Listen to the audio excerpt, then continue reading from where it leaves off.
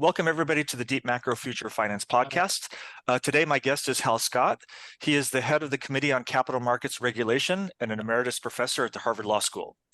He's written numerous books, including Connectedness and Contagion, and his textbook, written with Anna Gelpern, called International Finance, Transactions, Policy, and Regulation, is in its 24th edition as of about a year or two ago. So everybody look for that one.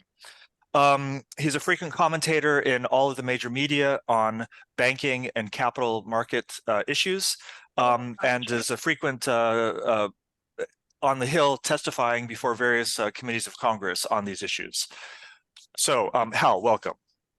Thank you, Jeff. Happy to be here. Yeah. So anyway, you've done a lot of work on financial system stability. And actually, last week, you testified before the House Financial Services Committee on the lender of last resort function.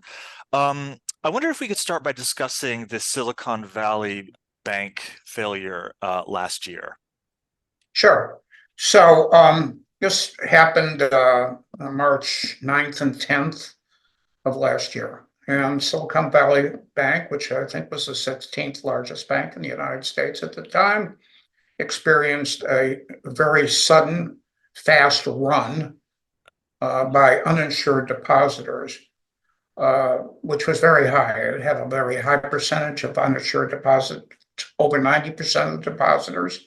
And they were highly concentrated, in touch with each other over social media. Many of these firms were actually venture capitalist firms. This bank served that market. So what triggered this run, I think, was, their difficulty raising more capital, downward credit ratings. People became concerned about the stability or survival of this bank. They had a very large portfolio of government securities, which, due to rising interest rates, had lost value, and people were worried about that. So this run began on a Thursday, and the usual thing that happens when there's a run on a bank is that the Fed acts as lender of last resort if the bank has sufficient collateral and it has sufficient capital. Well, the Fed didn't lend to SVB on Thursday, which experienced massive withdrawals, which were going to be even higher on Friday. The bank was closed on Friday. This was followed by a mini run on the financial system on two other banks, Signature Bank and Republic, which the Fed did lend to, stopped the run, and two of the banks went into receivership, and First Republic was sold before it had to do that. So it was the kind of a mini contagion in March of 2023. Okay. And I think that you're pretty much on the record as saying that the Fed could have played the lender of last resort function. Could you go through why that's the case and why it didn't and what happened? Yeah. I'm not sure why it didn't, but I can go into sort of what should happen. So if a bank has adequate collateral, and that's a very important if, the Fed stands ready to lend to it when it has this kind of massive sudden withdrawals, a run. So my analysis, there was a question about the collateral, because a lot of its assets were these government securities. It carried many of these securities at par because, under normal accounting rules, they intended to hold them to maturity. Even though that market value was below par, it wouldn't make any difference if they held them to maturity, because they would get par at that point. But as for per collateral rules at the Fed, then the Fed would only accept those securities at the market value, which was significantly below what the par value was. But even the marketable value of those securities, in my estimation, something around $77 billion or $76 billion, plus their loans, which could also be used as collateral. Those are also marked down, but my analysis showed that they had sufficient collateral. The problem then became to get that collateral to the Fed and to get the money back. All this was happening very rapidly on a Thursday. The way you transfer this collateral is over a system called Fedwire, which is a Fed system for transferring funds and collateral under these circumstances. And this is a West Coast bank, Silicon. I didn't mention that, but this Fedwire closed at 4 p.m. Pacific Standard Time in the midst of all these problems. Okay, so you would think maybe they would keep it open, but they didn't. I think there was a high degree of confusion here on what was going on. There was inadequate discussion and communication, I believe, between the San Francisco Federal Reserve Bank, which is kind of the bank that would actually make the outflow of money and receive the collateral, and the Reserve Board, which would call the shots on whether to lend. So no loan occurred. They had collateral also at another bank. Part of their collateral was held by the Bank of New York Mellon. So they tried to contact the Bank of New York Mellon to transfer this collateral, okay, over Fedwire while it was open. But there was a procedure called a test procedure that you had to run to make sure this is happening. By the time they got that all scrambled out, Fedwire had closed. An additional problem is they also had collateral at the Federal Home Loan Bank. Okay, they couldn't get that, to the Fed on time as well. So all of these operational problems conspired to not get the collateral, therefore they could not get the money. Now, I think if you ask the Fed, did they screw up? They said, no, this was a goner. Why are we going to lend to it if it's going to go fail anyway? So what actually was going on, whether they made a really rational decision, this is a goner, or whether the operations were so screwed up they couldn't make the loan, remains to be seen. Interesting. I mean, it seems like from the standpoint of stability, this should be a well-oiled machine, or kind of like a fire truck that gets a call.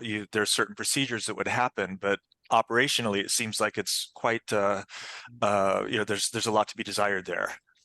Well, particularly because it was so fast, Jeff. So we never experienced a run of this size at this speed. Right. So the system was not set up to deal with it. Right.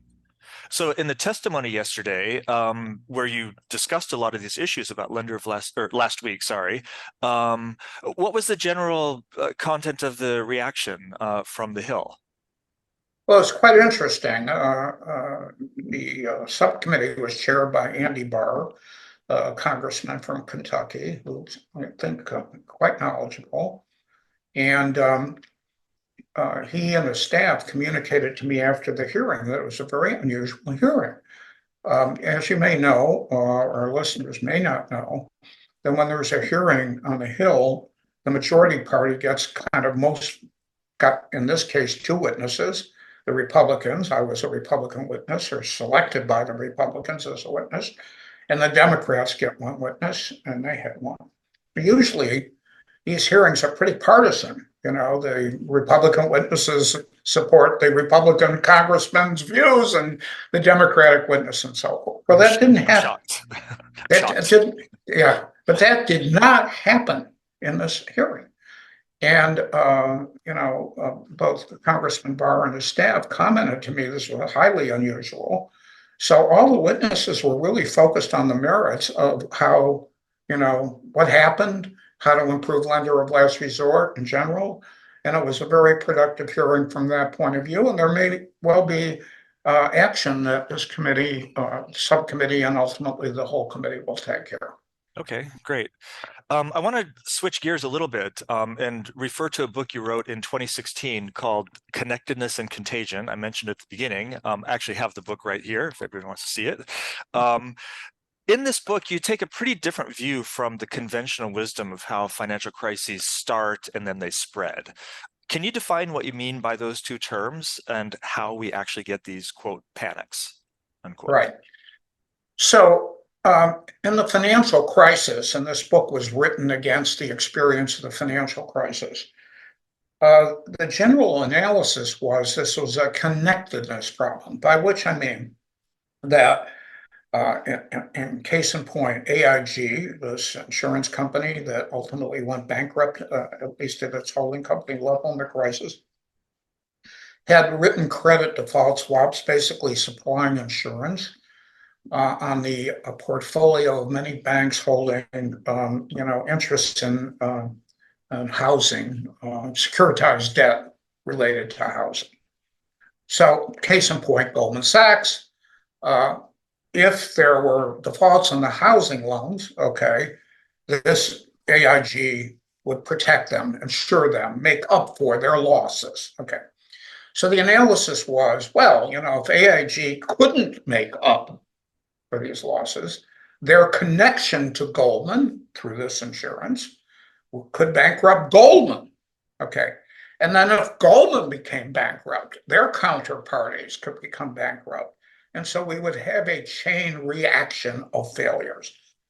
And many people said, when the Fed came in and tried to deal with it, and when TARP came in and we did all these things to try to cope with the crisis, it was a connectedness problem. Well, if you actually looked at the facts, that wasn't true. Goldman's capital was exposed by about 18% through their counterparty relationship with AIG. So if AIG defaulted, Goldman's capital was 18%. But that didn't even take account of the fact that, Goldman, very clever, of course, as usual, had hedged their bets on AIG and had insurers protect them against the default of AIG itself. Okay. So if you took that into account, their capital exposure was even much less. Okay. So that's not really what caused any of this. What really caused the problem was when Lehman failed. The Reserve Primary Fund, which was a money market fund that held Lehman paper in excess of normal amounts that other money market funds did, because they were trying to get a bigger return. Lehman's commercial paper paid more than others. And so when Lehman failed, okay, what happened is there was an immediate run on all money market funds, okay? Whether they held Lehman paper or how much Lehman paper, it didn't matter. And that spread to the general financial system. There was a panic, okay? So people said, like, if Lehman failed, my institution could fail, my money market fund could fail, my bank could fail. I'm getting out. Better safe than sorry. Now, the fact of the matter was their money market fund and their bank perfectly solvent, had no real problems, had adequate capital. But there was a panic, okay? This isn't the first time this ever happened. These panics were rife in the 19th century, okay? And indeed, the panic of 1907, and they all start the same way. There's kind of a minor failure, and everybody's, oh my God, it's going to be me next. I'm getting out of here. That was the reason the Federal Reserve was created in 1913, to deal with that.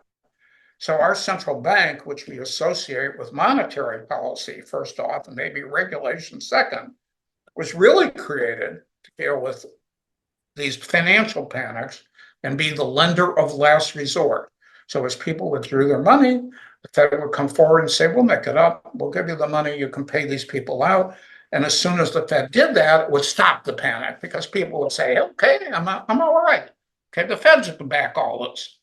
So anyway, my view of the world is that most of these financial problems, crises, runs are panic, not connectedness.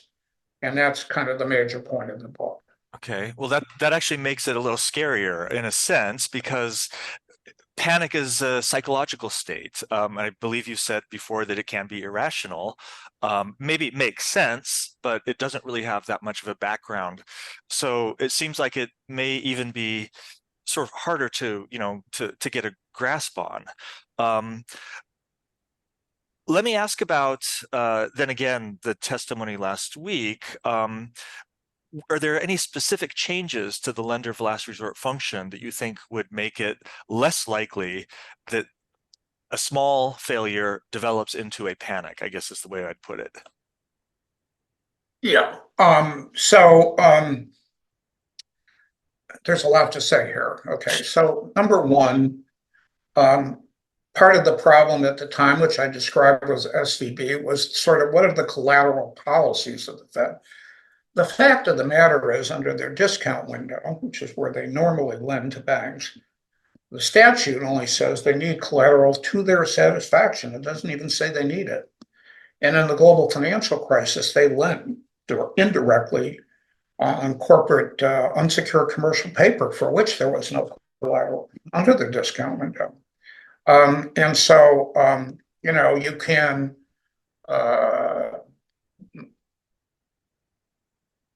very flexible collateral policies. Well, when you come into a crisis, and we talked about, well, these people were carrying their hold maturity securities at par. They were actually maybe not, looked at that way by the Fed. Should they mark them down? They need a clear set of collateral policies, particularly as you go into a crisis, because often they're adjusted in a crisis. Okay. Well, they should make clear how that's going to work. Secondly, we already talked about operational failures. They need to keep Fedwire open. In fact, in the modern world, you should be able to press a button and transfer collateral and get the money. I mean, this is not rocket science, okay? We got AI.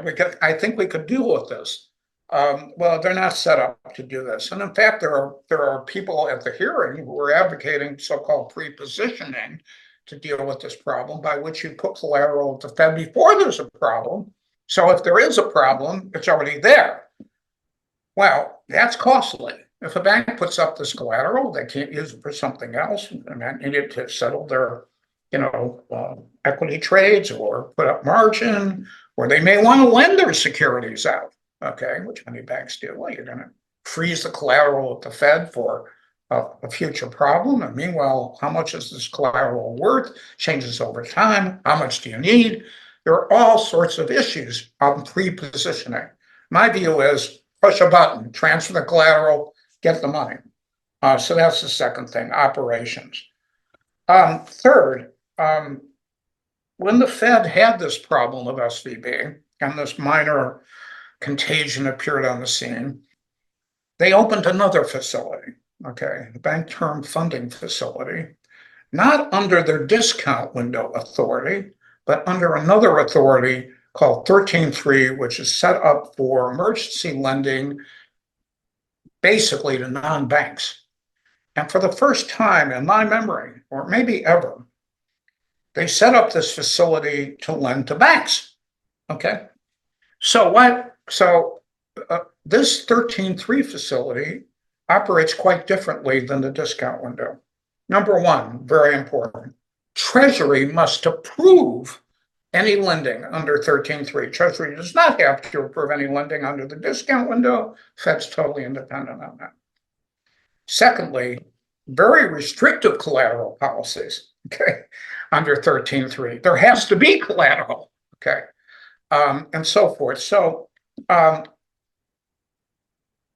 13.3 has this, dual set of controls. And so, why did they do this? Why didn't they just, set up another facility under the window? They could have multiple facilities under the window. Why didn't they do? Why 13.3? So here's what they say. I know this is a long answer, Jeff, but I think maybe important. So they say, well, there was stigma, and it's true. Banks are very reluctant and have been to borrow in the discount window because, if they have to, that means they may be in trouble and they don't want to signal that. So we're creating this other facility. Well, give me a break. If they borrow from the other facility, they're going to convey the same message, right? Stigma on steroids. Yeah. So that didn't really ring true. Then they say, and I think this is probably the last line of defense on this issue. Well, under the discount window, by statute, you can only borrow for 4 months. And when they created this facility, it was for a year. Well, okay, you could roll over every 4 months. You do this 3 times. It could be, say, I have a very generous rollover, or I have an almost automatic rollover. Is that really the reason? Okay. And then third, they said, well, we're going to let you value your collateral, those hold to maturity securities, at par. Other banks have these, not at our normal sort of haircutted market value rate. Well, they could have done that under the window, as I always say. So why do I think they did this? I think they did it because they wanted cover from the Treasury. Okay, so when they lend under 13.3, Treasury has approved. Okay, and Treasury also provides some collateral to the Fed against any losses that the Fed may have. So they get the Treasury in there. Why would they want the Treasury? Well, because lender of last resort and the use of it is very controversial. People say, you're bailing out the banks. Okay, they said that in the global financial crisis. Okay, and so the Fed may be acting to politically protect itself.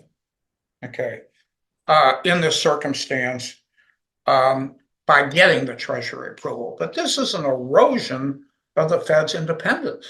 Okay, when they when they do that.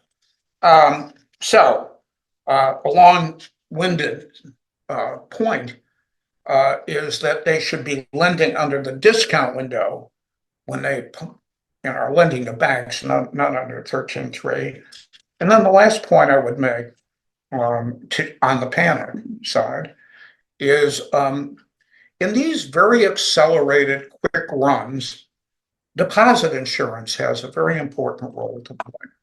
So in the global financial crisis, two things happened. The Fed lent and the FDIC increased its insurance over transaction accounts to infinity. And they had that authority back then. Okay. So in Dodd-Frank, after the fact, that was criticized. So legislation was passed to limit the deposit insurance raise capability of the FDIC. You can only do that in the future through a joint resolution of Congress, and they provided all these procedures to make that more possible. Well, look, we're not going to get a joint resolution of Congress at 4:00 in the afternoon of March 9th. It's just not going to happen here. Okay. So back when, before this restriction, the FDIC could have right then and there raised transaction account insurance. So we need to restore that authority. And by the way, I think there was unanimity of the witnesses of this hearing that this was a problem. And I think that resonated with the congressman who heard the testimony. And that's one thing the Congress could do, would be to restore that. And the final point I would make, which is the Fed can go too far. So if you go back to COVID now, okay, and look at what the Fed did in the COVID case, they lent to all sorts of non-financial institutions, Main Street. Right. They lent to small businesses. Okay. To me, this is fiscal. Okay. No collateral. Okay. And the Treasury put up collateral under 13.3 to make, because they did this under 13.3. You got to have collateral that small businesses didn't have any. Treasury puts it up. But, my view is when we're dealing with fiscal policy, the Fed should not be a lender of last resort. Treasury wants to lend to small business, fine. And they can use the Fed's rails to get the money there. The Fed should play only an operational role. It should not be the lender. It should not be making these policy decisions, even though they have to get the sign off from Treasury. I don't like when there are two sign-offs, because you don't know who's responsible. Is the Fed responsible? Is it Treasury?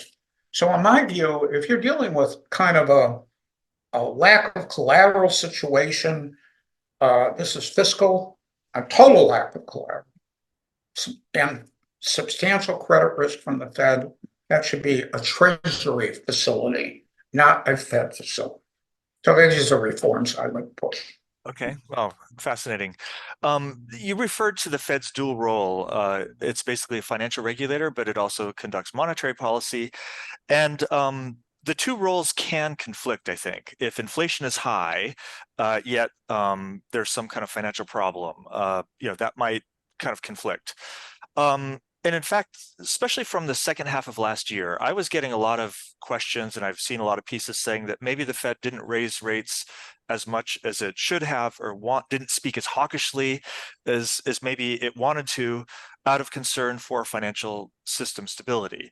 I wondered if you had any comments on that, or if you can think of any circumstances in which the Fed's monetary policy would be affected. So in the case in point, of whether it was affected, I don't know for sure, obviously, but I don't think it was. Why?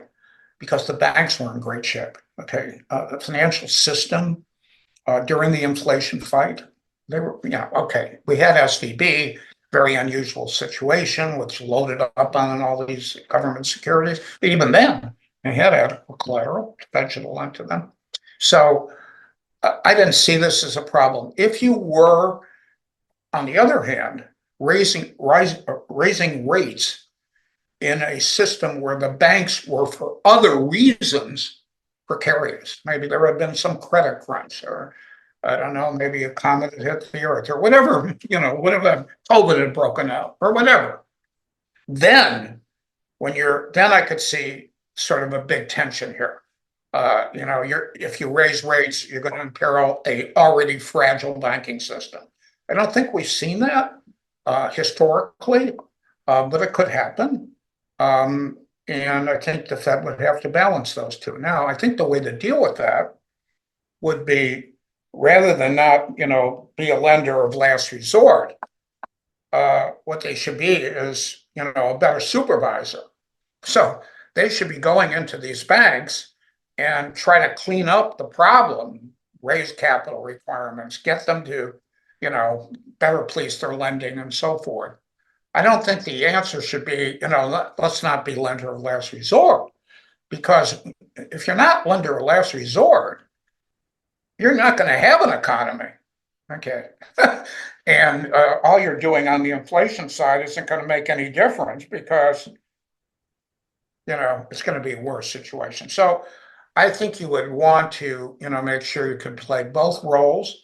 And the way you could deal with the problem of the fragility of the banking system would be to intervene to try to clean that up.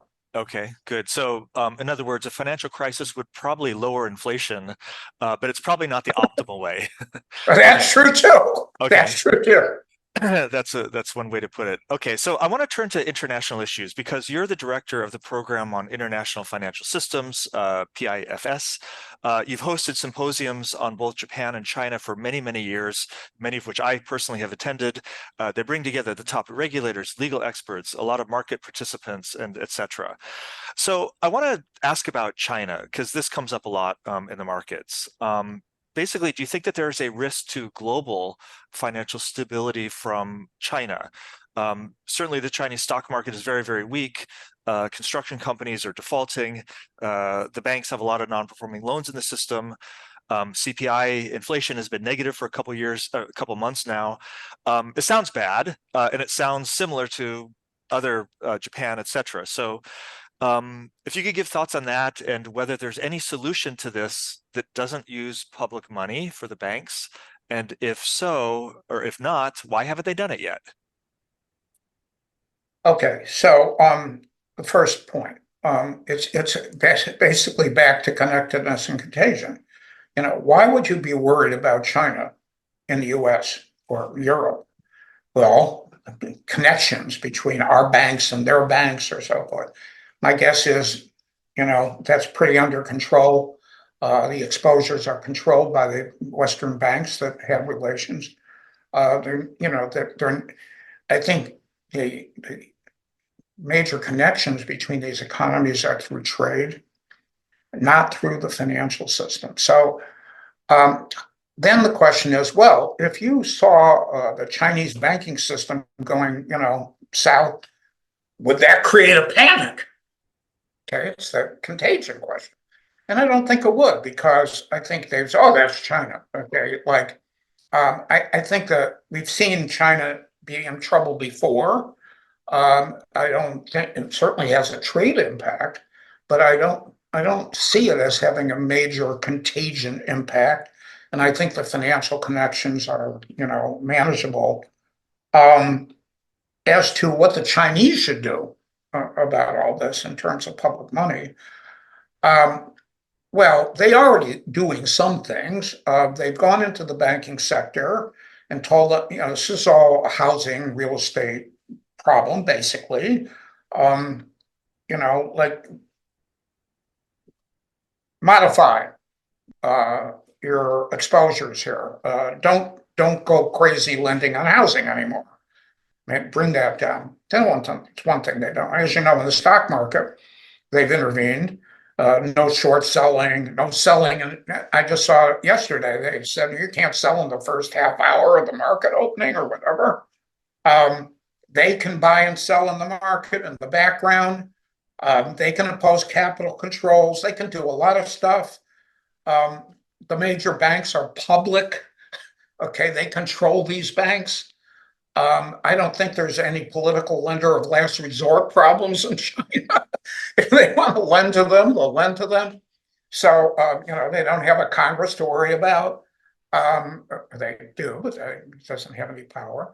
So anyway, in short, I don't think these China problems, which are a real problem for China, financial are going to affect the financial system. It's going to affect trade. Can affect the relationships between our two economies, but I don't see it as mainly a financial issue. Okay.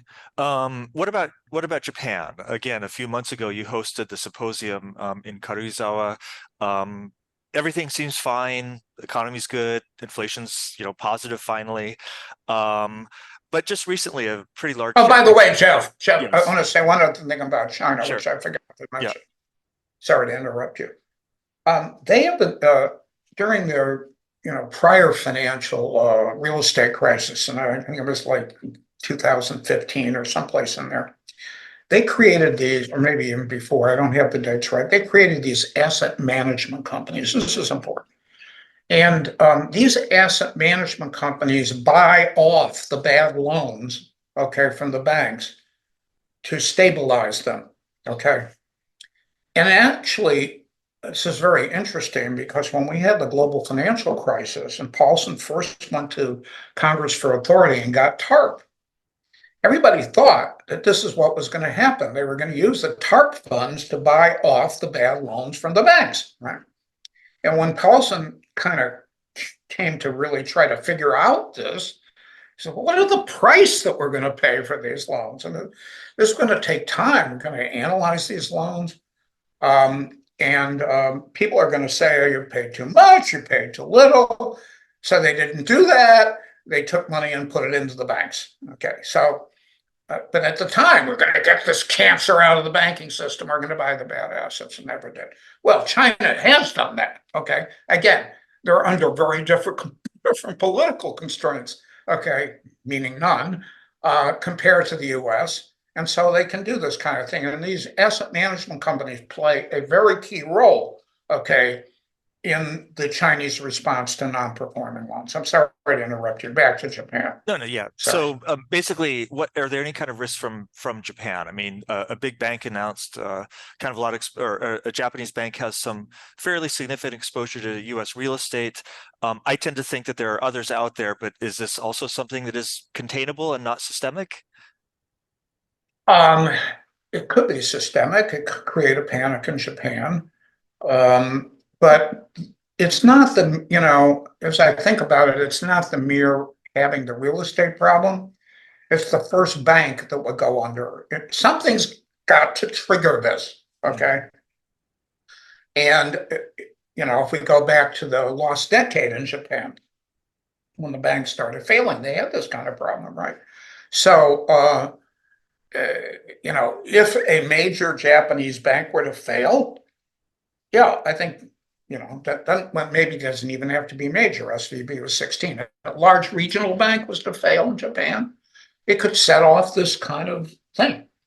Would that happen? I don't think so, because the Japanese wouldn't let that happen. Okay. I think they would intervene, even lend if there was no adequate collateral to stave off, okay, this kind of run possibility. So I think there's a serious problem in the Japanese banking system. But I don't think it's going to create the kind of, issue for financial stability that we've seen in the US. Okay. So if there's one financial risk out there that you think we all should be paying more attention to, what would that be? I mean, regulators, it'd be nice to think that they can get every risk, but resources on the regulatory side are limited just like everywhere. Where do you think that we should be focusing? The US presidential election. Okay. I think I can see some scenarios that could create a lot of unrest in this country, depending on the outcome of that election. Okay, I think that could set off a panic.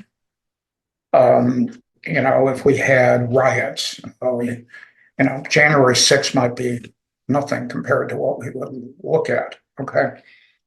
I am worried. I think everybody in the country is worried about these elections for different reasons, but I think they could also affect ultimately the financial system. I would be worried about that. I'm not going to sit 10%. I'm not going to say this is a huge problem, but there are other issues. There are commercial real estate issues in the U.S. and banks and commercial real estate difficulties. I think again, the banks are pretty much managing this. They're well capitalized. They have the capacity to avoid these losses. So I'm worried for our country generally about these presidential elections, but I don't think you could insulate the financial system from what might transpire. Okay. Okay. And then if you did have your magic wand, you mentioned several things about the lender of last resort function, but if you could make one change to reduce systemic risk, what would that be? Give me two. Okay, two. I'll give you two. Okay. Well, the easiest is get better technology and operations. Okay. Okay. That doesn't even count as one. I mean, that should just be, it's just automatic. Okay. Yeah. So the second one is this deposit insurance thing. Okay.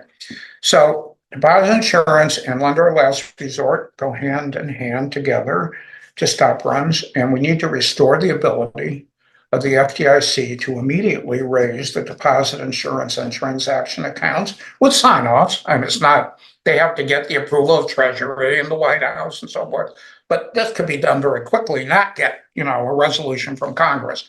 And I think, this is possible. I think that Congress may think they went too far in the other direction after Dodd-Frank. And so we could, restore this power. I think that would be very important too.